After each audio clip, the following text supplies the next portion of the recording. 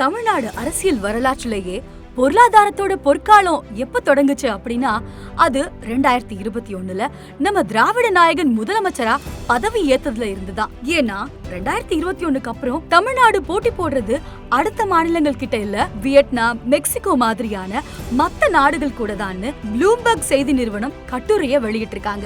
இந்த கருத்தை நிரூபிக்கிற விதமா தமிழ்நாட்டுல 46 புது தொழிற்சாலைகள் திறக்கப்பட்டு 1,39,725 இளைஞர்களுக்கும் மகளிருக்கும் வேலை வாய்ப்புகள் வழங்கப்பட்டிருக்கு அப்படின்னு ஒன்றிய அரசோட புள்ளியியல் அமைச்சக ஆய்வகமே இதை உறுதிப்படுத்திருக்காங்க. ஆனா இந்த சாதனை ஒன்னும் அவ்வளோ ஈஸியா நடந்துடல. மாண்புமிகு முதலமைச்சர் திரு மு க ஸ்டாலின் அவர்களோட விடாமுயற்சினாலதான் இந்த சாதனை சாத்தியமாயிருக்கு. முதற்கட்டமா முதலீட்டாளர்களோட முதல் முகவரி தமிழ்நாடு அப்படின்னு சென்னை, கோயம்புத்தூர், தூத்துக்குடி மாதிரியான நகரங்கள்ல நடத்தப்பட்ட முதலீட்டாளர்கள் மாநாடுகள் மூலமா 1,90,803 கோடி முதலீடுகள் ஈர்க்கப்பட்டு 2,80,600 பேருக்கு வேலை வாய்ப்புகள் உருவாக்கப்பட்டுச்சு. இரண்டாம் கட்டமா சிங்கப்பூர், ஜப்பான் மாதிரியான வெளிநாட்டு பயணம் மூலமா 17,371 பேருக்கு வேலை வாய்ப்புகளை ஏற்படுத்துற வகையில 7,441 கோடி முதலீடுகள் ஈர்க்கப்பட்டிருந்துச்சு. மூன்றாம் கட்டமா சென்னை நந்தம்பாக்கம் வர்த்தக மையத்துல நடந்த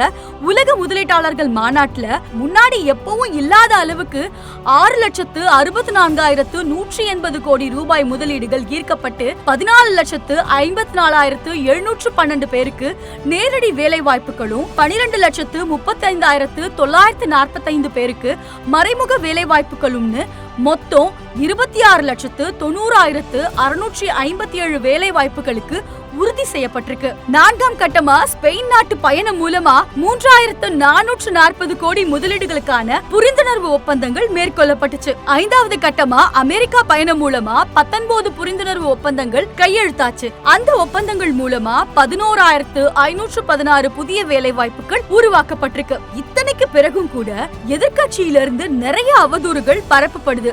சரி, அப்படி எதிர்கட்சியோட ஆட்சியில தொழில் முதலீடுகளும் வேலை வாய்ப்புகளும் எந்த லட்சணத்துல இருந்துச்சுன்னு பாத்தீங்கன்னா, அதாவது 2016ல இருந்து 2021 வரைக்கும் இருக்கிற 5 வருஷத்துல 15,543 கோடி முதலீடுகள் ஈர்ப்பும் 10,316 வேலை வாய்ப்பும் உருவாக்கப்பட்டுச்சு. அந்த வேலையும் எல்லாருக்கும் வழங்கப்பட்டுச்சான்னு பாத்தீங்கன்னா சந்தேகம்தான். அதே மாதிரி 21 தொழிற்சாலைகளுக்கு புரிந்துணர்வு ஒப்பந்தம் செஞ்சு அதுல 12 தொழிற்சாலைகள் மட்டுமே தொடங்கப்பட்டுச்சு. ஆனா திராவிட மாடல் ஆட்சியில வெறும் 3 வருஷத்துல 31 லட்சம் இளைஞர்களுக்கு வேலை வாய்ப்புகள் அளிக்கிற விதமா 9.74 லட்சம் கோடி முதலீடுகள் ஈர்க்கப்பட்டு மொத்தம் 46 புதிய தொழிற்சாலைகள் இதுவரைக்கும் தொடங்கப்பட்டிருக்கு. இன்னும் பல தொழிற்சாலைகள் தொடங்கப்பட இருக்கு. ஆட்சி பொறுப்பேற்ற வெறும் 3 ஆண்டுகள்ல இவ்வளவு சாதனைகளை பண்ண நம்ம மாண்புமிகு முதலமைச்சர் திரு மு க ஸ்டாலின் அவர்களோட அடுத்த இலக்கு 2030க்குள்ள 1 டிரில்லியன் அமெரிக்க டாலர் பொருளாதார வளர்ச்சியை ஏற்படுத்தி